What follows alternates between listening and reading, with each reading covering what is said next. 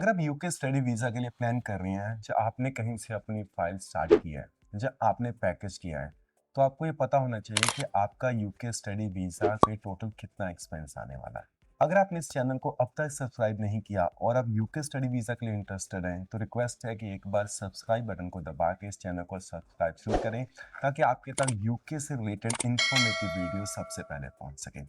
सो इस वीडियो में बात करते हैं कॉस्टिंग की कि हमें कितने कितने पैसे कौन कौन से स्टेप्स पे पे करने होते हैं अगर हम यूके स्टडी वीज़ा के लिए अप्लाई कर रहे हैं और सक्सेसफुली वीज़ा हम लेना चाहते हैं। जो हमारा सबसे फर्स्ट स्टेप आता है that is to pay the cash deposit confirmation of admission for studies. So ये कैश डिपॉजिट आपको यूनिवर्सिटी को पे करना होता है in terms of the fee of the very first semester और of the first year of your studies. तो normally जो कैश फी होता है ये वेरी करता है यूनिवर्सिटी टू यूनिवर्सिटी। हमारी तरफ से जो एडवाइजेबल होता है, जितना हमने यूनिवर्सिटी के साथ काम करके नॉलेज लिया है, तो it starts from 5,000 goes up to 10,000। And अगर 5,000 पाउंड से अगर आपका कैश डिपॉजिट स्टार्ट हो रहा है, तो 5 to 6 भी जा सकता है। और कुछ केसेस में हमने ऐसा देखा है, यूनिवर्सिटी बोलती है आपने चाहे कैश का डिपॉजिट कर दिया है, but in order to eliminate the interview, कि आप इंटरव्यू के लिए नहीं अपीयर होना चाहते, in order to get, we can say, very positive result from the embassy, in order to get the visa success from the embassy, you should pay at least this much of amount. And nowadays जो trending में है, normally हर एक student 10 से 11,000 pound पे करने की कोशिश करता है, पर जो मिनिमम अमाउंट कैश डिपॉजिट के लिए रहता है that is around 5 to 6,000 pound. अगर मैं इंडियन करेंसी में बात करूं तो ये आता है 6 से 7 लाख रुपए का टोटल अमाउंट का खर्चा, जो आप पे करने के बाद अपना कैश रिसीव कर सकते हैं और उसके बाद अपनी फाइल लॉन्च करने के लिए आप रेडी रहेंगे। दूसरा जो हमारे पास एक्सपेंस आता है that is IHS, immigration health surcharge. So ये हमें एक अपना इंश्योरेंस पे करना होता है इन टर्म्स के, जब हम यूके में जाएंगे वहाँ पे हमें कोई मेडिकल इश्यूज आएंगे, तो उस टाइम पे जो हमारे मेडिकल एक्सपेंसेस है वो यूके की गवर्नमेंट उठा सके। सो इसमें जो अमाउंट वेरी करता है that depends on your course. अगर आप बैचलर्स के लिए जा रहे हैं यूके में स्टडी करने, तो जो आपका कोर्स का स्टडी रहेगा that is around 3 years. And अगर मास्टर्स के लिए जा रहे हैं तो आपका जो वहाँ पे कोर्स का स्टडी का पीरियड रहेगा दैट इज 1 ईयर। तो इट मीन्स जो हमारा IHS है वो डिपेंड करेगा इंश्योरेंस आप कितने साल के लिए वहाँ पे स्टडी करने जा रहे हैं। तो मास्टर्स के लिए जो हमारा IHS का एवरेज अमाउंट आता है that is 1.5 lakh. It can be 1.6 depending upon the GBP rate जो उस डेट में आपका चल रहा होगा। अगर हम बैचलर्स की बात करें तो यहाँ पे जो हमारे पास प्राइस रहता है that is around 2.5 to 3 lakh. Again depend करता है समटाइम्स कि आपका पाउंड का रेट क्या चल रहा है। समटाइम्स इनके सिस्टम में से भी कुछ ऐसी अमाउंट्स हमें देखने में मिलती हैं कि हमने अभी एक स्टूडेंट का फाइल लॉन्च किया, उसका हमें पड़ रहा है 2,60,000, दूसरे का कर रहे हैं तो हमें 2,90,000 पड़ रहा है। So at the time of opting for and applying for IHS and making the payment, तब हमें अमाउंट निकल के आता है कि हमें कितना अमाउंट पे करना है।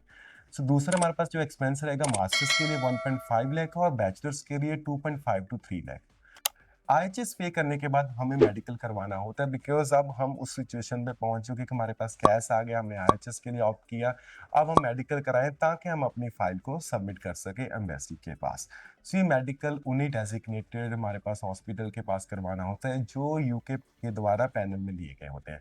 तो मेडिकल हमें ऑनलाइन बुक करना पड़ता है, इसके एक्सपेंसेस अराउंड इंडियन करेंसी में 3600 रुपए 3600 के करीब हमारा मेडिकल का एक्सपेंस आता है। मेडिकल के बाद फिर अब हमें ऑप्ट करना है एम्बेसी फी के लिए एंड उसके बाद बायोमेट्रिक के लिए।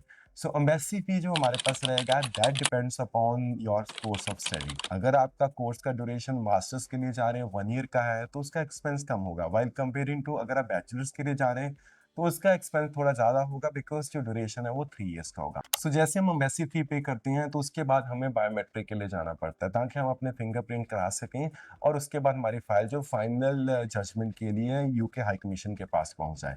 तो ऐसे में हमें अपना बायोमेट्रिक बुक करवाना पड़ता है और बायोमेट्रिक बुकिंग का जो हमारे पास चार्जेस रहता है that is 9 to 10,000 INR Indian currency में रहता है। सो इन टोटल जो हमारा कॉस्ट रहेगा यूके स्टडी वीज़ा का दैट विल बी फ्रॉम, अगर मैं बैचलर्स की बात करूँ तो it will start from CAS letter जो हमारा 6 से 7 लाख का डिपॉजिट है। दूसरा हमारे पास IHS रहेगा जिसका हमारे पास कॉस्ट आ रहा है 2.5 से 3 लाख। मैं बैचलर्स की बात करूँ, मास्टर्स के लिए 1.5 लाख रहेगा। अब उसके बाद हमने जाना मेडिकल के जिसका कॉस्ट 3600 है। इसके बाद हम जाते हैं एम्बेसी फी के लिए, नॉर्मल में अप्लाई करते हैं हम लोग तो ये हमारा एम्बेसी फी रहता है 55 to 60,000। और लास्ट में हम बात करें बायोमेट्रिक की तो 9 से 10,000 रुपया। सो इन टोटल जो हमारा कॉस्ट रहेगा that will come in around 11 to 12 lakh to get the UK study visa.